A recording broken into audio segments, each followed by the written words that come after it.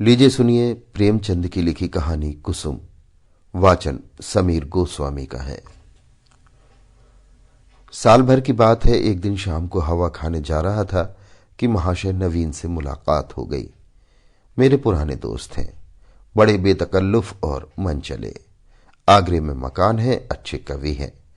उनके कवि समाज में कई बार शरीक हो चुका हूं। ऐसा कविता का उपासक मैंने नहीं देखा। पेशा तो वकालत है, पर डूबे रहते हैं काव्य चिंतन में। आदमी ज़हीन है, मुकदमा सामने आया और उसकी तह तक पहुंच गए, इसलिए कभी कभी मुकदमे मिल जाते हैं, लेकिन कचहरी के बाहर अदालत या मुकदमे की चर्चा उनके लिए निषिद्ध है। अदालत की चार दीवारी के अंदर 4-5 घंटे वो वकील होते हैं। चार दीवारी के बाहर निकलते ही कवि हैं, सिर से पांव तक।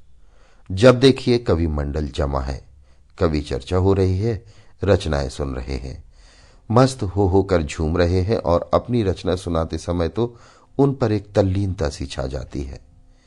कंठ स्वर भी इतना मधुर है कि उनके पद बाण की तरह सीधे कलेजे में उतर जाते हैं। अध्यात्म में माधुर्य की सृष्टि करना, निर्गुण में सगुण की बहार दिखाना उनकी रचनाओं की विशेषता है। वो जब लखनऊ आते हैं, मुझे पहले सूचना दे दिया करते हैं। आज उन्हें अनायास लखनऊ में देखकर मुझे आश्चर्य हुआ। पूछा, आप यहां कैसे? कुशल तो है? मुझे आने की सूचना तक न दी। वो बोले, भाईजान एक जंजाल में फंस गया हूं, आपको सूचित करने का समय न था। फिर आपके घर को अपना घर समझता हूं। इस तकल्लुफ की क्या जरूरत है कि आप मेरे लिए कोई विशेष प्रबंध करें। मैं एक जरूरी मामले में आपको कष्ट देने आया हूं। इस वक्त की सैर को स्थगित कीजिए और चलकर मेरी विपत्ति कथा सुनिए। मैंने घबरा कर कहा, आपने तो मुझे चिंता में डाल दिया। आप और विपत्ति कथा? मेरे लिए तो प्राण सूखे जाते हैं। घर चलिए, चित्त शांत हो तो सुनाऊं। बाल बच्चे तो अच्छी तरह से हैं? हाँ, सब अच्छी तरह हैं, वैसी कोई बात नहीं है। तो चलिए रेस्टोरेंट में कुछ जलपान तो कर लीजिए। नहीं भाई, इस वक्त मुझे जलपान नहीं सूझता। हम दोनों घर की ओर चले।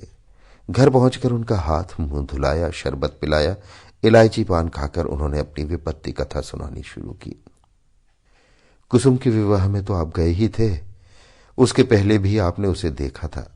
मेरा विचार है कि किसी सरल प्रकृति के युवक को आकर्षित करने के लिए जिन गुणों की जरूरत है, वे सब उसमें मौजूद हैं। आपका क्या ख्याल है? मैंने तत्परता से कहा, मैं आपसे कहीं ज्यादा कुसुम का प्रशंसक हूं। ऐसी लज्जाशील, सुघड़, सलीकेदार और विनोदनी बालिका मैंने दूसरी नहीं देखी। महाशय नवीन ने करुण स्वर में कहा, वही कुसुम आज अपने पति के निर्दय व्यवहार के कारण रो रो कर प्राण दे रही है। उसका गौना हुए 1 साल हो रहा है। इस बीच में वो 3 बार ससुराल गई, पर उसका पति उससे बोलता तक नहीं। उसकी सूरत से बेजार है। मैंने बहुत चाहा कि उसे बुलाकर दोनों में सफाई करा दूं, मगर न आता है, न मेरे पत्रों का उत्तर देता है। न जाने क्या गांठ पड़ गई है कि उसने इस बेदर्दी से आंखें फेर ली हैं। अब सुनता हूं उसका दूसरा विवाह होने वाला है। कुसुम का बुरा हाल हो रहा है। आप शायद उसे देखकर पहचान भी न सकें। रात दिन रोने के सिवा दूसरा काम नहीं है। इससे आप हमारी परेशानी का अनुमान कर सकते हैं। जिंदगी की सारी अभिलाषाएं मिटी जाती हैं। हमें ईश्वर ने पुत्र न दिया, पर हम अपनी कुसुम को पाकर संतुष्ट थे और अपने भाग्य को धन्य मानते थे। उसे कितने लाड़ प्यार से पाला, कभी उसे फूल की छड़ी से भी न छुआ। उसकी शिक्षा दीक्षा में कोई बात उठा न रखी। उसने बीए नहीं पास किया, लेकिन विचारों की प्रौढ़ता और ज्ञान विस्तार में किसी ऊंचे दर्जे की शिक्षित महिला से कम नहीं। आपने उसके लेख देखे हैं। मेरा ख्याल है बहुत कम देवियां वैसे लेख लिख सकती हैं। समाज, धर्म, नीति सभी विषयों में उसके विचार बड़े परिष्कृत हैं। बहस करने में तो वो इतनी पटु है कि मुझे आश्चर्य होता है। गृह प्रबंध में इतनी कुशल है कि मेरे घर का प्रायः सारा प्रबंध उसी के हाथ में था, किंतु पति की दृष्टि में वो पांव की धूली के बराबर भी नहीं। बार बार पूछता हूं, तूने उसे कुछ कह दिया है या क्या बात है? आखिर वो क्यों तुझसे इतना उदासीन है? इसके जवाब में रोकर यही कहती है, मुझसे तो उन्होंने कभी कोई बातचीत ही नहीं की। मेरा विचार है कि पहले दिन ही दोनों में कुछ मनमुटाव हो गया। वो कुसुम के पास आया होगा और उसने कुछ पूछा होगा। उसने मारे शर्म के जवाब न दिया होगा। संभव है 2-4 बातें और भी की हो। कुसुम ने सिर न उठाया होगा। आप जानते ही हैं वो कितनी शर्मीली है। बस पतिदेव रूठ गए होंगे। मैं तो कल्पना ही नहीं कर सकता कि कुसुम जैसी बालिका से कोई पुरुष उदासीन रह सकता है। लेकिन दुर्भाग्य का कोई क्या करे। दुखिया ने पति के नाम कई पत्र लिखे, पर उस निर्दयी ने एक का भी जवाब न दिया। सारी चिट्ठियां लौटा दी। मेरी समझ नहीं आता कि उस पाषाण हृदय को कैसे पिघलाऊं। मैं अब खुद तो उसे कुछ लिख नहीं सकता। आप ही कुसुम की प्राण रक्षा करें, नहीं तो शीघ्र ही उसके जीवन का अंत हो जाएगा और उसके साथ हम दोनों प्राणी भी सिधार जाएंगे। उसकी व्यथा अब नहीं देखी जाती।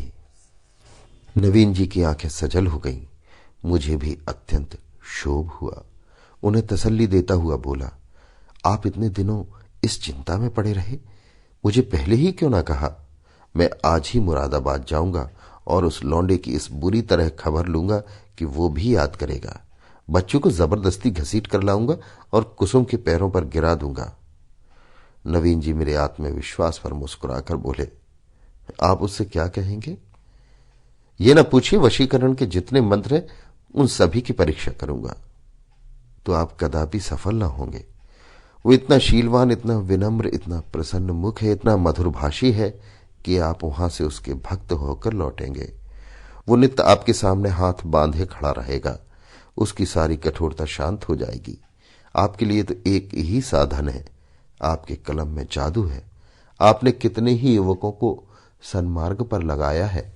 हृदय में सोई हुई मानवता को जगाना आपका हिस्सा है।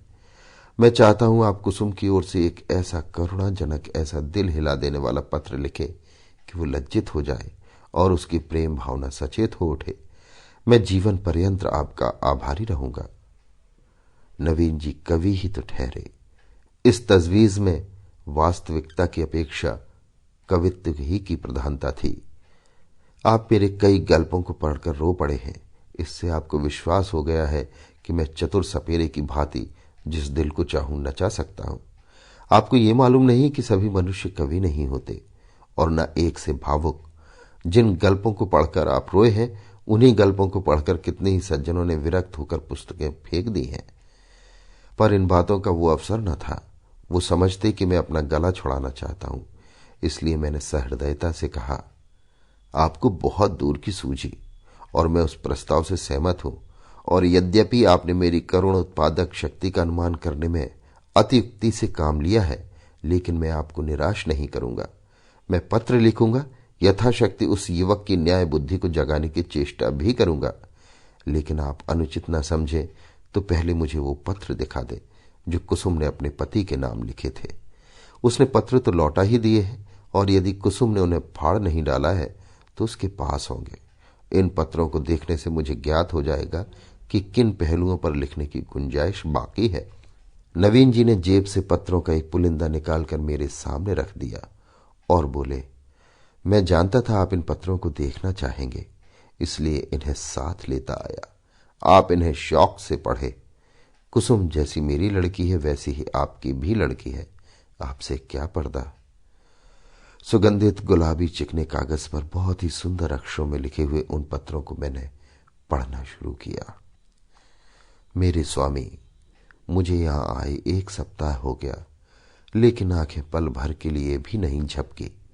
सारी रात करवटें बदलते बीत जाती हैं। बार बार सोचती हूं, मुझसे ऐसा क्या अपराध हुआ कि उसकी आप मुझे ये सजा दे रहे हैं। आप मुझे झिड़कें, घुड़कें, कोसें, इच्छा हो तो मेरे कान भी पकड़ें। मैं इन सभी सजाओं को सहर्ष सह लूंगी, लेकिन ये निष्ठुरता नहीं सही जाती। मैं आपके घर 1 सप्ताह रही। परमात्मा जानता है कि मेरे दिल में क्या क्या अरमान थे। मैंने कितनी बार चाहा कि आपसे कुछ पूछूं, आपसे अपने अपराधों को क्षमा कराऊं, लेकिन आप मेरी परछाई से भी दूर भागते हैं। मुझे कोई अवसर न मिला। आपको याद होगा कि जब दोपहर को सारा घर सो जाता था तो मैं आपके कमरे में जाती थी और घंटों सिर झुकाए खड़ी रहती थी। पर आपने कभी आंखें उठाकर न देखा। उस वक्त मेरे मन की क्या दशा होती थी, इसका कदाचित आप अनुमान न कर सकेंगे। मेरी जैसी अभाग्नी स्त्रियां इसका कुछ अंदाजा कर सकती हैं। मैंने अपनी सहेलियों से उनकी सुहागरात की कथाएं सुन सुनकर अपनी कल्पना में सुखों का जो स्वर्ग बनाया था, उसे आपने कितनी निर्दयता से नष्ट कर दिया। मैं आपसे पूछती हूं कि आपके ऊपर मेरा कोई अधिकार नहीं है। अदालत भी किसी अपराधी को दंड देती है तो उस पर कोई ना कोई अभियोग लगाती है, गवाहियां लेती है, उसका बयान सुनती है। आपने तो कुछ पूछा ही नहीं। मुझे अपनी खता मालूम हो जाती तो आगे के लिए सचेत हो जाती। आपके चरणों पर गिरकर कहती, मुझे क्षमादान दो। मैं शपथ पूर्वक कहती हूं कि मुझे कुछ नहीं मालूम। आप क्यों रुष्ट हो गए? संभव है आपने अपनी पत्नी में जिन गुणों के देखने की कामना की हो वो मुझ में ना हो। बेशक मैं अंग्रेजी नहीं पढ़ी, अंग्रेजी समाज रीति नीति से परिचित नहीं, न अंग्रेजी खेल ही खेलना जानती हूँ। और भी कितनी ही त्रुटियां मुझ में होंगी। मैं मानती हूं कि मैं आपकी योग्य न थी। आपको मुझसे कहीं अधिक रूपवती, गुणवती, बुद्धिमती स्त्री मिलनी चाहिए थी, लेकिन मेरे देवता, दंड अपराधों का मिलना चाहिए, त्रुटियों का नहीं। फिर मैं तो आपके इशारे पर चलने को तैयार हूं। आप मेरी दिलजोई करें, फिर देखिए मैं अपनी त्रुटियों को कितनी जल्द पूरी कर लेती हूं। आपका प्रेम कटाक्ष मेरे रूप को प्रदीप्त, मेरी बुद्धि को तीव्र और मेरे भाग्य को बलवान कर देगा। वो विभूति पाकर मेरा कायाकल्प हो जाएगा। स्वामी, क्या आपने सोचा है आप ये क्रोध किस पर कर रहे हैं? वो अबला जो आपके चरणों पर पड़ी हुई है, आपसे क्षमादान मांग रही है, जो जन्म जन्मांतर के लिए आपकी चेरी है, क्या इस क्रोध को सहन कर सकती है? मेरा दिल बहुत कमजोर है। मुझे रुलाकर आपको पश्चाताप के सिवा और क्या हाथ आएगा? इस क्रोधाग्नि की एक चिंगारी मुझे भस्म कर देने के लिए काफी है। अगर आपकी ये इच्छा है कि मैं मर जाऊं तो मैं मरने के लिए तैयार हूं। केवल आपका इशारा चाहती हूं। अगर मेरे मरने से आपका चित्त प्रसन्न हो तो मैं बड़े हर्ष से अपने को आपके चरणों में समर्पित कर दूंगी। मगर इतने कहे बिना नहीं रहा जाता कि मुझ में 100 ऐब हो, पर एक गुण भी है। मैं दावा कर सकती हूं कि आपकी जितनी सेवा मैं कर सकती हूं उतनी कोई दूसरी स्त्री नहीं कर सकती। आप विद्वान हैं, उदार हैं, मनोविज्ञान के पंडित हैं। आपकी लौंडी आपके सामने खड़ी दया की भीख मांग रही है। क्या आप उसे द्वार से ठुकरा दीजिएगा? आपकी अपराधिनी कुसुम। ये पत्र पढ़कर मुझे रोमांच हुआ। ये बात मेरे लिए असह्य थी कि कोई स्त्री अपने पति की इतनी खुशामद करने पर मजबूर हो जाए। पुरुष अगर स्त्री से उदासीन रह सकता है तो स्त्री उसे क्यों नहीं ठुकरा सकती? ये दुष्ट समझता है कि विवाह ने एक स्त्री को उसका गुलाम बना दिया। वो उस अबला पर जितना अत्याचार चाहे करे, कोई उसका हाथ नहीं पकड़ सकता, कोई चूं भी नहीं कर सकता। पुरुष अपनी दूसरी, तीसरी, चौथी शादी कर सकता है। स्त्री से कोई संबंध न रखकर भी उस पर उसी कठोरता से शासन कर सकता है, पर जानता है कि स्त्री कुल मर्यादा के बंधनों में जकड़ी हुई है। उसे रो रो कर मर जाने के सिवा और कोई उपाय नहीं है। अगर उसे भय होता कि औरत भी उसकी ईंट का जवाब पत्थर से नहीं, ईंट से भी नहीं, केवल थप्पड़ से दे सकती है, तो उसे कभी इस बदमिजाजी का साहस न होता। बेचारी स्त्री कितनी विवश है। शायद मैं कुसुम की जगह होता तो इस निष्ठुरता का जवाब इसकी 10 गुनी कठोरता से देता, उसकी छाती पर मूंग दलता, संसार के हंसने की जरा भी चिंता न करता। समाज अबलाओं पर इतना जुल्म देख सकता है और चूतक नहीं करता। उसके रोने या हंसने की मुझे जरा भी परवाह न होती। अरे अभागे युवक, तुझे खबर नहीं तू अपने भविष्य की गर्दन पर कितनी बेदर्दी से छुरी फेर रहा है। ये वो समय है जब पुरुष को अपने प्रणय भंडार से स्त्री के माता पिता, भाई बहन, सखी सहेलियां सभी के प्रेम की पूर्ति करनी पड़ती है। अगर पुरुष में ये सामर्थ्य नहीं है तो स्त्री की क्षुधित आत्मा को कैसे संतुष्ट रख सकेगा? परिणाम वही होगा जो बहुधा होता है। अबला कुढ़ कुढ़ कर मर जाती है। यही वो समय है जिसकी स्मृति जीवन में सदैव के लिए मिठास पैदा करती है। स्त्री की प्रेम शुदा इतनी तीव्र होती है कि वो पति का स्नेह पाकर अपना जीवन सफल समझती है और इस प्रेम के आधार पर जीवन के सारे कष्टों को हंस खेल कर सह लेती है। यही वो समय है जब हृदय में प्रेम का बसंत आता है और उसमें नई नई आशा कोपलें निकलने लगती हैं। ऐसा कौन निर्दयी है जो इस ऋतु में उस वृक्ष पर कुल्हाड़ी चलाएगा। यही वो समय है जब शिकारी किसी पक्षी को उसके बसेरे से लाकर पिंजरे में बंद कर देता है। क्या वो उसकी गर्दन पर छुरी चलाकर उसका मधुर गान सुनने की आशा रखता है। मैंने दूसरा पत्र पढ़ना शुरू किया। मेरे जीवन धन, 2 सप्ताह जवाब की प्रतीक्षा करने के बाद आज फिर ये उल्हाना देने बैठी हूं। जब मैंने वो पत्र लिखा था तो मेरा मन गवाही दे रहा था कि उसका उत्तर जरूर आएगा। आशा के विरुद्ध आशा लगाए हुए थी। मेरा मन अब भी इसे स्वीकार नहीं करता कि जानबूझकर इसका उत्तर नहीं दिया गया। कदाचित आपको अवकाश नहीं मिला, या ईश्वर न करे कहीं आप अस्वस्थ तो नहीं हो गए। किससे पूछूं, इसी विचार से ही मेरा हृदय कांप रहा है।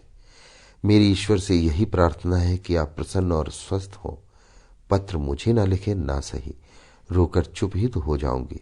आपको ईश्वर का वास्ता है, अगर आपको किसी प्रकार का कष्ट हो तो मुझे तुरंत पत्र लिखिए, मैं किसी को साथ लेकर आ जाऊंगी। मर्यादा और परिपाटी के बंधनों से मेरा जी घबराता है। ऐसी दशा में भी यदि आप मुझे अपनी सेवा से वंचित रखते हैं तो आप मुझसे मेरा वो अधिकार छीन रहे हैं जो मेरे जीवन की सबसे मूल्यवान वस्तु है। मैं आपसे कुछ नहीं मांगती। आप मुझे मोटा से मोटा खिलाइए, मोटे से मोटा पहनाइए, मुझे जरा भी शिकायत न होगी। मैं आपके साथ घोर से घोर विपत्ति में भी प्रसन्न रहूंगी। मुझे आभूषणों की लालसा नहीं, धन बटोरने की लालसा नहीं। मेरे जीवन का उद्देश्य केवल आपकी सेवा करना है, यही उसका ध्येय है। मेरे लिए दुनिया में कोई देवता नहीं, कोई गुरु नहीं, कोई हाकिम नहीं। मेरे देवता आप हैं, मेरे गुरु आप हैं, मेरे राजा आप हैं। मुझे अपने चरणों से न हटाइए, मुझे ठुकराइए नहीं। मैं सेवा और प्रेम में फूल लिए, कर्तव्य और व्रत की भेंट आंचल में सजाए आपकी सेवा में आई हूं। मुझे इस भेंट को, इन फूलों को अपने चरणों में रखने दीजिए। उपासक का काम तो पूजा करना है। देवता उसकी पूजा स्वीकार करता है या नहीं, ये सोचना उसका धर्म नहीं। मेरे सरताज, शायद आपको पता नहीं आजकल मेरी क्या दशा है। यदि मालूम होता तो आप इस निष्ठुरता का व्यवहार न करते। आप पुरुष हैं, आपके हृदय में दया है, सहानुभूति है, उदारता है। मैं विश्वास नहीं कर सकती कि आप मुझ जैसी नाचीज पर क्रोध कर सकते हैं। मैं आपकी दया की योग्य हूं। कितनी दुर्बल, कितनी अपंग, कितनी बेजुबान। आप सूर्य हैं, मैं अणु हूं। आप अग्नि हैं, मैं तृण हूं। आप राजा हैं, मैं भिखारिन हूं। क्रोध तो बराबर वालों पर करना चाहिए। मैं भला आपके क्रोध का आघात कैसे सह सकती हूं। अगर आप समझते हैं कि मैं आपकी सेवा की योग्य नहीं हूं तो मुझे अपने हाथों से विष का प्याला दे दीजिए। मैं उसे सुधा समझकर सिर आंखों से लगाऊंगी और आंखें बंद करके पी जाऊंगी। जब ये जीवन आपकी भेंट हो गया तो आप मारें या जिलाएं, ये आपकी इच्छा पर है। मुझे यही संतोष काफी है कि मेरी मृत्यु से आप निश्चिंत हो गए। मैं तो इतना ही जानती हूं कि मैं आपकी हूं और सदैव आपकी रहूंगी, इस जीवन में ही नहीं बल्कि अनंत तक। अभाग्नि, कुसुम। ये पत्र पढ़कर मुझे कुसुम पर झुंझलाहट आने लगी और उस लौंडे से तो घृणा हो गई। माना तुम स्त्री हो, आजकल की प्रथानुसार पुरुष को तुम्हारे ऊपर हर तरह का अधिकार है, लेकिन नम्रता की भी तो कोई सीमा होती है। स्त्री में कुछ तो मान, कुछ अकड़ होनी चाहिए। अगर पुरुष उससे ऐंठता है तो उसे भी चाहिए कि उसकी बात न पूछे। स्त्रियों को धर्म और त्याग का पाठ पढ़ा पढ़ाकर हमने उनके आत्मसम्मान और आत्मविश्वास दोनों ही का अंत कर दिया। अगर पुरुष स्त्री का मोहताज नहीं तो स्त्री भी पुरुष की मोहताज क्यों हो। ईश्वर ने पुरुष को हाथ दिए हैं तो क्या स्त्री को उससे वंचित कर रखा है। पुरुष के पास बुद्धि है तो क्या स्त्री अबोध है।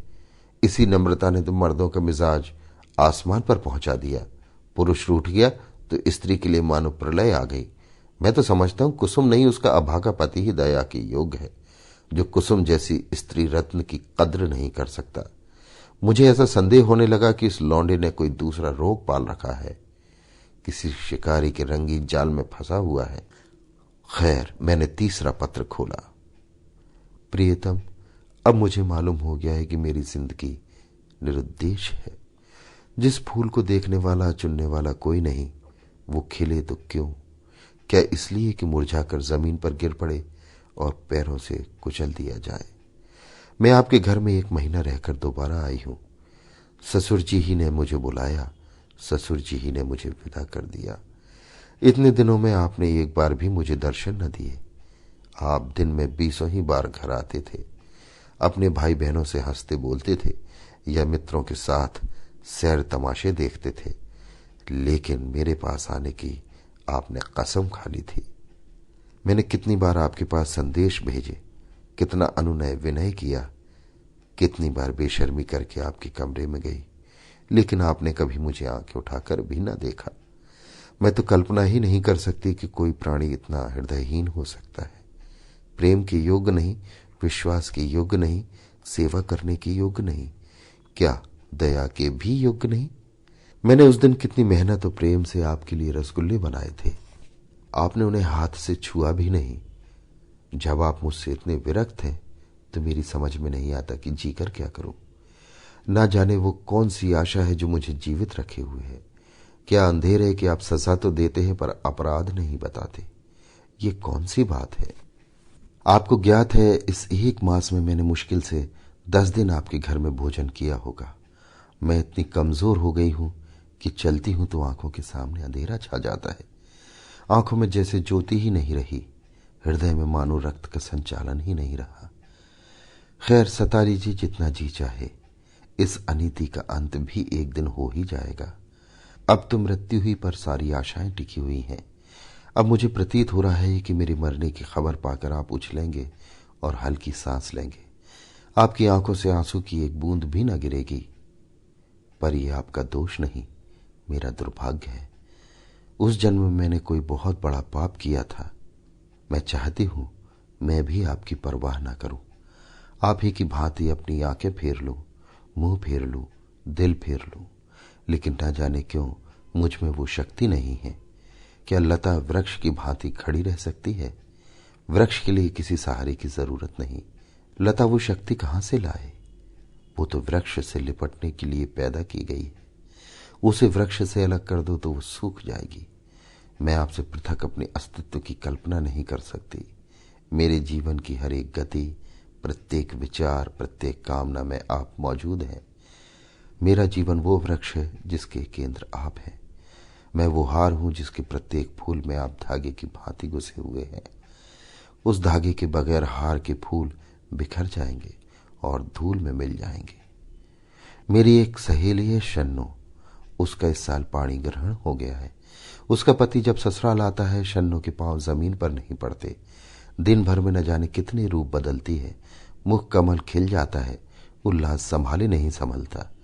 उसे बिखेरती है, लुटाती चलती है, हम जैसे अभागों के लिए। जब आकर मेरे गले से लिपट जाती है तो हर्ष और उन्माद की वर्षा से जैसे मैं लथपथ हो जाती हूं।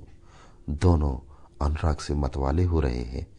उनके पास धन नहीं है, जायदाद नहीं है, मगर अपनी दरिद्रता में ही मगन है। इस अखंड प्रेम का एक क्षण, उसकी तुलना में संसार की कौन सी वस्तु रखी जा सकती है? मैं जानती हूं ये रंगरेलियां और बेफिक्रियां बहुत दिन न रहेंगी।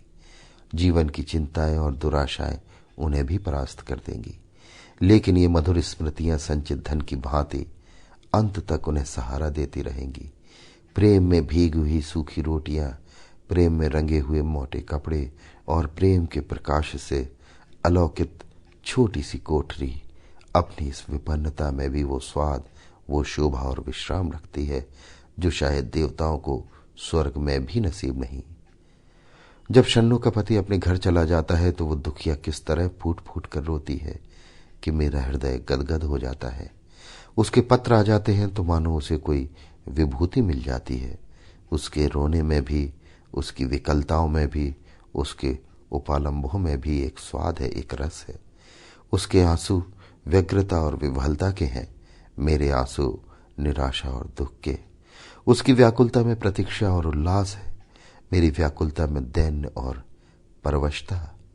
उसके उपालंभ में अधिकार और ममता है, मेरे उपालंभ में भग्नता और रुदन है। पत्र लंबा हुआ जाता है और दिल का बोझ हल्का नहीं होता। भयंकर गर्मी पड़ रही है। दादा मुझे मंसूरी ले जाने का विचार कर रहे हैं। मेरी दुर्बलता से उन्हें टीबी का संदेह हो रहा है। वो नहीं जानते मेरे लिए मंसूरी नहीं, स्वर्ग भी काल कोठरी है। अभाग्नि, कुसुम, मेरे पत्थर के देवता। कल मंसूरी से लौट आई। लोग कहते हैं बड़ा स्वास्थ्यवर्धक और रमणीक स्थान है। होगा, मैं तो एक दिन भी कमरे से नहीं निकली। भग्न हृदयों के लिए संसार सूना है। मैंने रात एक बड़ा मजेदार सपना देखा। बतलाऊं? पर क्या फायदा, न जाने क्यों मैं अब भी मौत से डरती हूं। आशा का कच्चा धागा मुझे अब भी जीवन से बांधे हुए है। जीवन उद्यान के द्वार पर जाकर बिना सैर किए लौट जाना कितना हसरतनाक है। अंदर क्या सुषमा है, क्या आनंद है। मेरे लिए वो द्वार ही बंद है। कितनी अभिलाषा से विहार का आनंद उठाने चली थी, कितनी तैयारियों से, पर मेरे पहुंचते ही द्वार बंद हो गया है।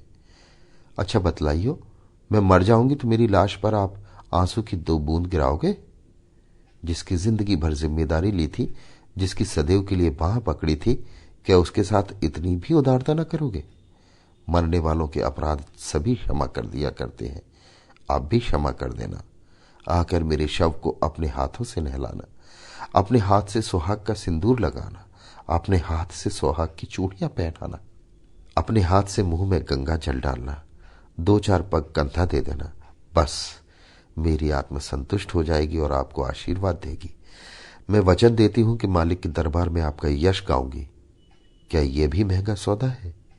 इतने से शिष्टाचार से आप अपनी सारी जिम्मेदारियों से मुक्त हो जाएंगे।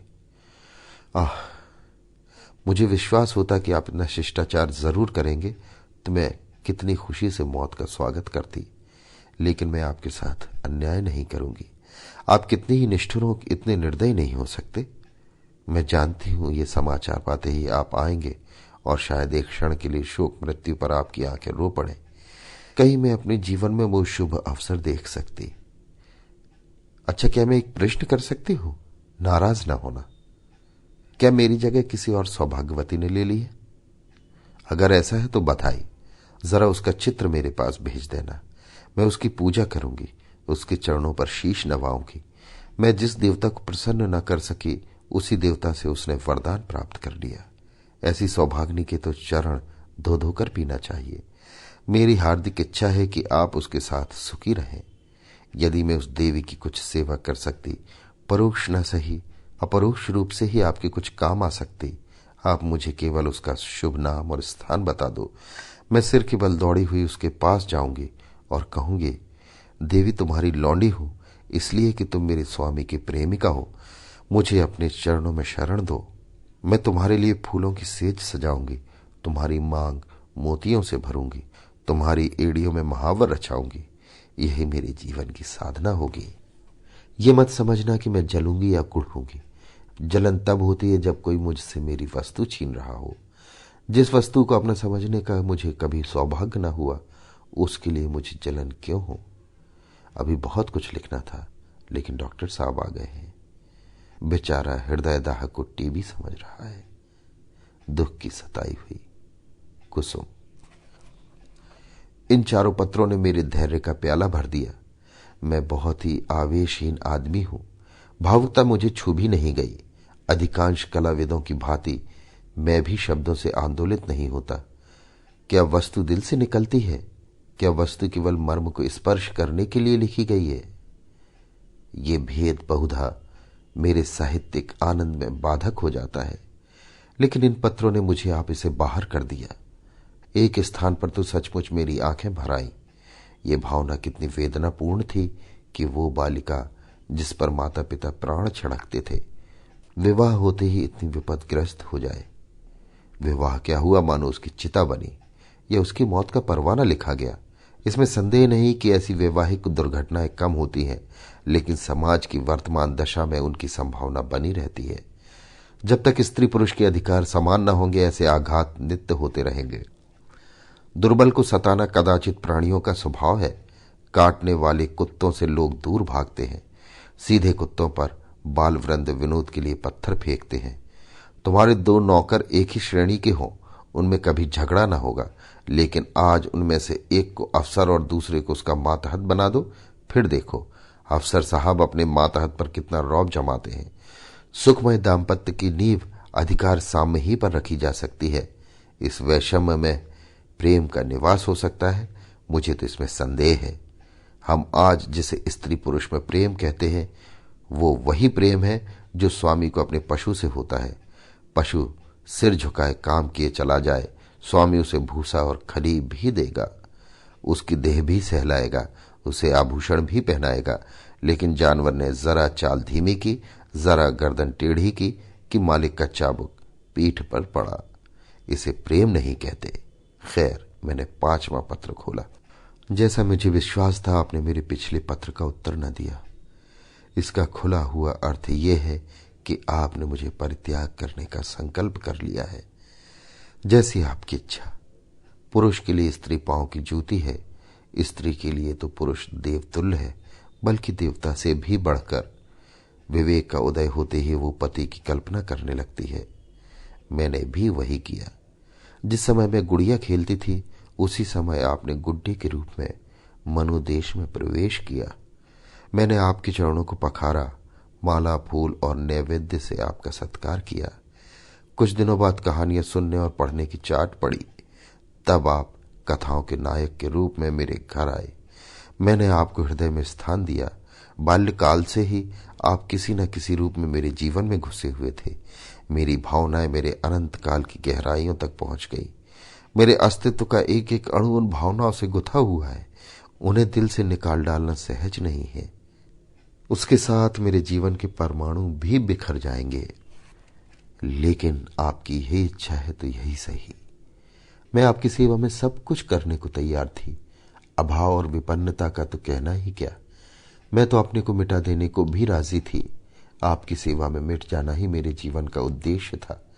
मैंने लज्जा और संकोच का परित्याग किया, आत्मसम्मान को पैरों से कुचला। लेकिन आप मुझे स्वीकार नहीं करना चाहते। मजबूर हूं, आपका कोई दोष नहीं। अवश्य मुझसे कोई ऐसी बात हो गई है जिसने आपको इतना कठोर बना दिया है। आप उसे जबान पर लाना भी उचित नहीं समझते। मैं इस निष्ठुरता के सिवा और हर एक सजा झेलने को तैयार थी।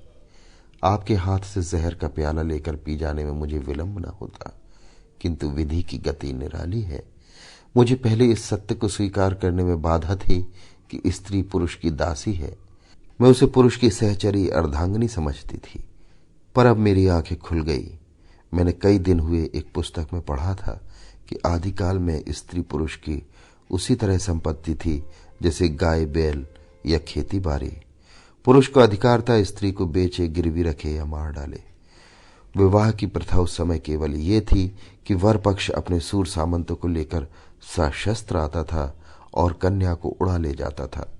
कन्या के साथ कन्या के घर में रुपया पैसा, अनाज या पशु जो कुछ उसके हाथ लग जाता था उसे भी उठा ले जाता था। वो स्त्री को अपने घर ले जाकर उसके पैरों में बेड़ियां डालकर घर के अंदर बंद कर देता था। उसके आत्मसम्मान के भावों को मिटाने के लिए ये उपदेश दिया जाता था कि पुरुष ही उसका देवता है। सुहाग स्त्री की सबसे बड़ी विभूति है। आज कई हजार वर्षों के बीतने के बाद भी पुरुष के उस मनोभाव में कोई परिवर्तन नहीं हुआ।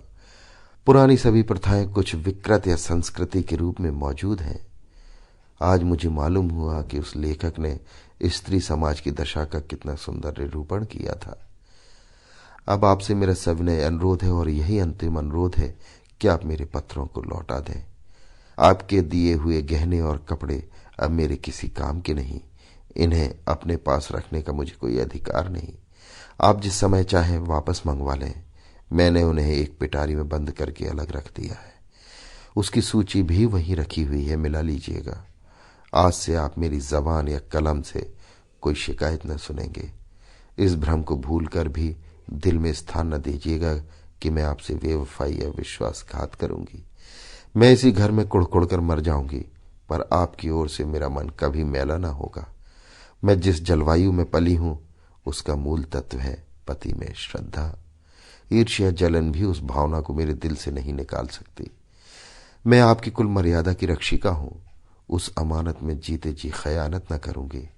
अगर मेरे बस में होता तो मैं उसे भी वापस कर देती, लेकिन यहां मैं मजबूर हूं और आप भी मजबूर हैं। मेरी ईश्वर से यही विनती है कि आप जहां रहें कुशल रहें। जीवन में मुझे सबसे कटु अनुभव जो हुआ वो यही है कि नारी जीवन अधम है, अपने लिए, अपने माता पिता के लिए, अपने पति के लिए। उसकी कद्र न माता के घर में है न पति के घर में। मेरा घर शोकागार बना हुआ है। अम्मा रो रही हैं, दादा रो रहे हैं, कुटुंब के लोग रो रहे हैं। एक मेरी जात से लोगों को कितनी मानसिक वेदना हो रही है। कदाचित वे सोचते होंगे कुल मिलाती ये कन्या मर गई होती तो अच्छा होता, मगर सारी दुविधा एक तरफ हो जाए। आपका प्यार मैं नहीं पा सकती। आप मेरे प्रभु हैं, आपका फैसला अटल है। उसकी कहीं अपील नहीं, कहीं फरियाद नहीं। खैर, आज से ये कांड समाप्त हुआ। अब मैं हूं और मेरा दलित भग्न हृदय। हसरत यही है कि आपकी कुछ सेवा न कर सकी। अभाग्नि कुसुम। मालूम नहीं मैं कितनी देर तक मूक वेदना की दशा में बैठा रहा कि महाशय नवीन बोले, आपने इन पत्रों को पढ़कर क्या निश्चय किया? मैंने रोते हुए हृदय से कहा, अगर इन पत्रों ने उस नर पिशाच के दिल पर कोई असर न किया तो मेरा पत्र भला क्या असर करेगा? इससे अधिक करुणा और वेदना मेरी शक्ति के बाहर है। ऐसा कौन सा धार्मिक भाव है जिसे इन पत्रों में स्पर्श न किया गया हो?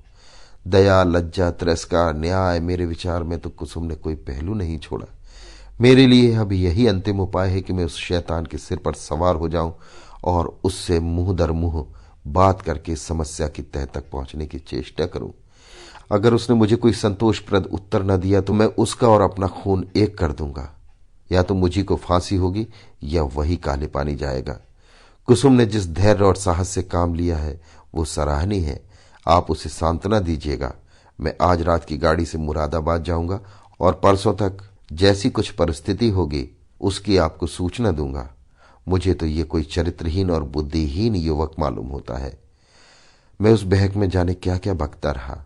इसके बाद हम दोनों भोजन करके स्टेशन गए। वो आगरे गए, मैंने मुरादाबाद का रास्ता लिया। उनके प्राण अब भी सूखे जाते थे कि क्रोध के आवेश में मैं कोई पागलपन न कर बैठूं। मेरे बहुत समझाने पर उनका चित्त शांत हुआ। मैं प्रातःकाल मुरादाबाद पहुंचा और जांच शुरू कर दी। इस युवक के चरित्र के विषय में मुझे जो संदेह था वो गलत निकला। मोहल्ले में, कॉलेज में, इष्ट मित्रों में सभी उसके प्रशंसक थे। अंधेरा और गहरा होता हुआ जान पड़ा। संध्या समय में उसके घर जा पहुंचा। जिस निष्कपट भाव से वो दौड़कर मेरे पैरों पर झुका है वो मैं नहीं भूल सकता। ऐसा वाक्चतुर, ऐसा सुशील और विनीत युवक मैंने नहीं देखा।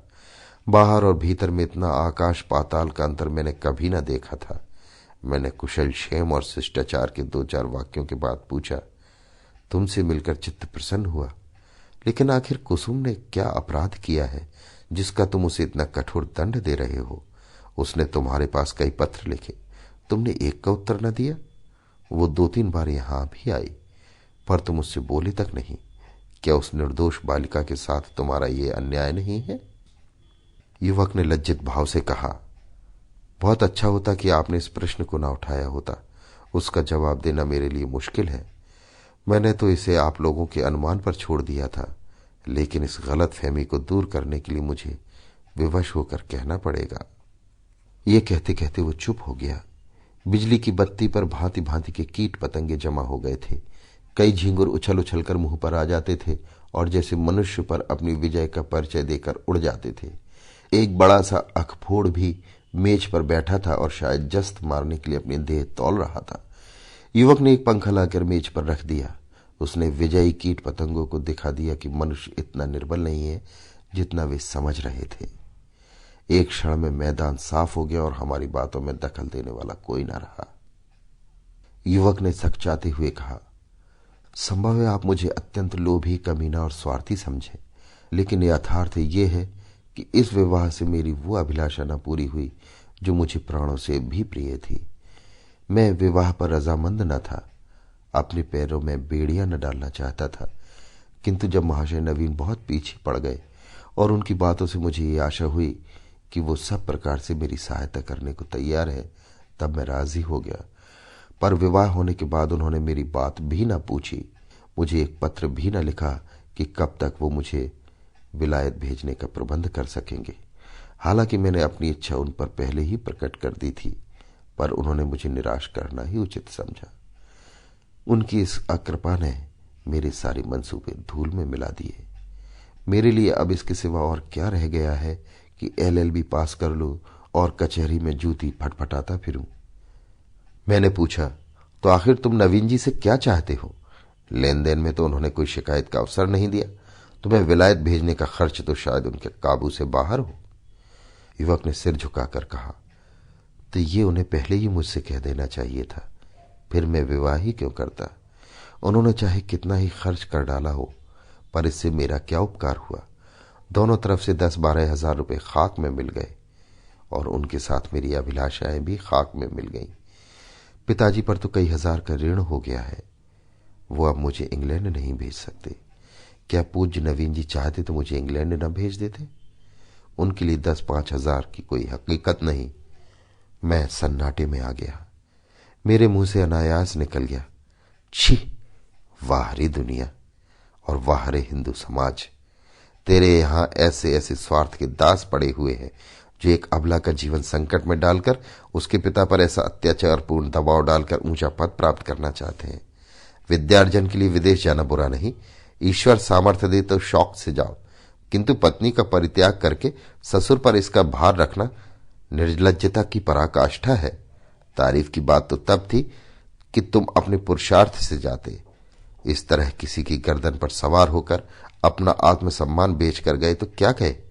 इस पामर की दृष्टि में कुसुम का कोई मूल्य ही नहीं, वो केवल उसकी स्वार्थ सिद्धि का साधन मात्र है। ऐसे नीच प्रकृति के आदमी से कुछ तर्क करना व्यर्थ था। परिस्थिति ने हमारी चुटिया उसके हाथ में दे रखी थी और हमें उसके चरणों पर सिर झुकाने के सिवाय और कोई उपाय न था। दूसरी गाड़ी से मैं आगरे जा पहुंचा और नवीन जी से यह वृतांत कहा। उन बेचारे को क्या मालूम था कि यहां सारी जिम्मेदारी उन्हीं के सिर पर डाल दी गई है। यद्यपि इस मंदी ने उनकी वकालत भी ठंडी कर रखी है और वो 10-5 हजार का खर्च सुगमता से नहीं उठा सकते, लेकिन इस युवक ने उनसे इसका संकेत भी किया होता तो वो अवश्य कोई न कोई उपाय करते। कुसुम के सिवा दूसरा उनका कौन बैठा हुआ है। उन बेचारे को तो इस बात का ज्ञान ही न था। अतएव मैंने जो ही उनसे ये समाचार कहा तो वो बोल उठे, छी, इस जरा सी बात को इस भले आदमी ने इतना तूल दे दिया।